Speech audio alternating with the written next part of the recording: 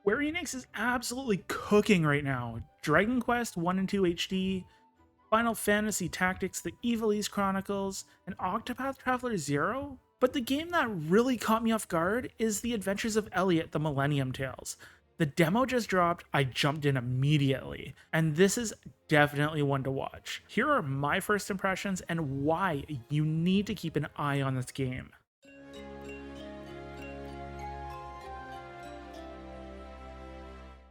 Square Enix completely blindsided us today with a brand new HD-2D action-adventure game, The Adventures of Elliot, the Millennium Tales. The moment they announced the demo was live, I had to dive in immediately. Before I even had a chance to try out the demo, the trailer had me curious. That signature HD-2D art style, the same one we fell in love with in Octopath Traveler and Live Alive, already gave me a sense of familiarity. Pair that with a bright, adventurous soundtrack, and you instantly feel like you're stepping into a classic journey. What really grabbed me though was the gameplay, a wide, open world to explore, swamps to wade through, caves to spelunk, and enemies to cut down with a variety of weapons. This is the kind of adventure I've been craving. It reminded me of the action games I grew up with on the Super Nintendo, just with a gorgeous modern coat of paint. And even with all of that in mind, actually playing the demo still managed to surprise me. Team Asano has cooked up something truly special here. And even from the short taste, I can already tell it's going to be one of those adventures that sticks with me. And the best part, it's not a Switch 2 exclusive. The full version is coming in 2026 to PlayStation 5, Xbox Series consoles, Switch 2, and PC. And if this demo is of any indication, we're in for something truly special when it finally launches. When I first saw the trailer, my mind immediately started racing. This game felt so familiar. But why? Parts of it reminded me of the Ys series, especially Oath and Felghana. Other parts gave me serious Secret of Mana vibes. But if I had to pick one series it feels closest to, it's definitely gotta be The Legend of Zelda. Specifically, the top-down classics like A Link to the Past. Even in the short demo, I got access to 3 weapons, a sword, a bow, and bombs. The sword has a charge attack that fires a long-range attack, the bow can charge to shoot 1, 3, or even 5 arrows in a spread, and the bombs, well, they blow stuff up, including walls. Simple, but always satisfying. However, one feature that really surprised me was the Magicite system. As you explore, you can collect Magicite and use it to unlock new skills, completely at random. One run might give the bow the ability to pierce enemies or change shots to nearby targets, while another might just give you a raw attack boost. It's kind of a light in-game gacha mechanic, but don't worry, no real money is involved in this. It's just a fun way to make every playthrough feel a little bit different. What really impressed me though is how this game blends all of those inspirations into something completely its own. The world is gorgeous, seeing HD-2D visuals in an action RPG like this is surreal. I had a blast just sprinting through fields, cutting down enemies, and finding hidden paths. And Elliot rewards exploration constantly. At one point, I stumbled upon a quiver upgrade that doubled my arrow capacity from 30 to 60. And I even discovered optional temples with clever puzzles tucked away off the beaten path. Every corner of the map feels like it's hiding something. It reminded me of why I fell in love with older adventure games, where curiosity is always rewarded. Now, I played the demo with the Nintendo Switch 2 Pro controller, and the controls are incredibly tight. There's 2 attack buttons, jump, defend, a fairy skill, and interact, and not once did I feel like I was fighting the controller. Even the boss fight, where I died a lot, felt fair.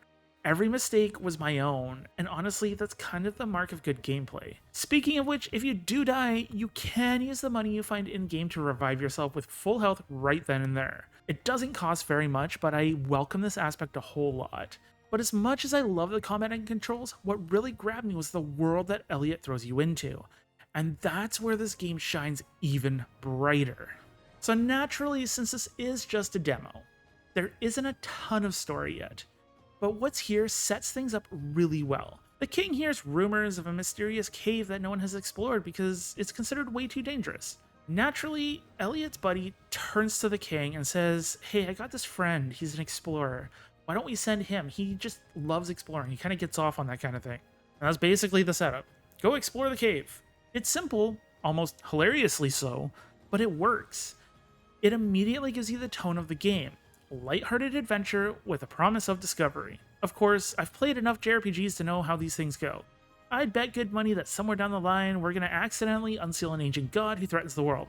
Call it JRPG player intuition. Speaking of theories, here's kind of an interesting one. Tell me Elliot doesn't look like the adventurer from Bravely Default. I know the original save point adventurer is female, but the resemblance is kind of uncanny. And then there's the fairy companion. Could that be Ares' distant cousin, twice removed? Could this secretly be connected to the Bravely universe? Maybe even teasing a Bravely third? Yeah, I know I'm reaching, but it's kind of fun to speculate. But what really sells this adventure is not the story, it's the world itself. The moment I started exploring, the colors, the lighting, and the music completely pulled me in, and I knew I had to slow down just to take it all in. If it wasn't already obvious, The Adventures of Elliot is rocking that absolutely fantastic HD-2D art style.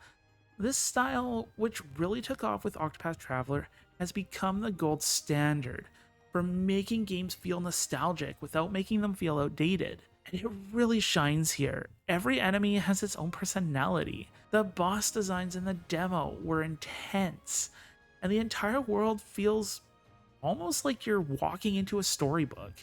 I know HD2D isn't for everyone, but for me, this is my favorite modern visual art style. The music adds even more life to the adventure. Every area I explored has its own track that instantly sets the tone. Whether it was playful, mysterious, or tense, it's the kind of soundtrack that makes you want to pause for a second, just so that you can listen to the amazing soundtrack. And as someone who believes that music is one of the most important elements of any RPG, I can't wait to hear the rest of the soundtrack in the full game. As for performance, everything felt smooth. I played the demo docked with the Switch 2 Pro controller, and I didn't notice any frame drops or stutters. The resolution looked sharp enough, and the subtle background blur felt like an intentional cinematic effect rather than a flaw. Nothing ever really got in the way of the experience, which is exactly what you want in a game like this. Between the visuals, the music, and the performance, this demo didn't just meet my expectations, it exceeded everything I had set out for myself. So there you have it. The Adventures of Elliot, the Millennium Tales is fun, charming, and while it clearly takes inspiration from Zelda, it never feels like just a copy. Honestly, I don't have any real concerns so far, and I'm looking forward to the full release. The only downside, we'll be waiting until 2026 to get our hands on the complete game, but if you're a fan of platformers, indie-style adventures, or action JRPGs, this is absolutely one to keep on your radar. If you enjoyed this video, be sure to hit that like button, subscribe, and ding the notification bell, because when the full game drops, I'll be doing a deep dive review that you won't want to miss. So tell me, did you try the demo, and are you planning on picking up The Adventures of Elliot when it releases? I'd love to hear your thoughts in the comments below. This has been Shanky, thanks so much for watching, and until next time, have a wonderful day.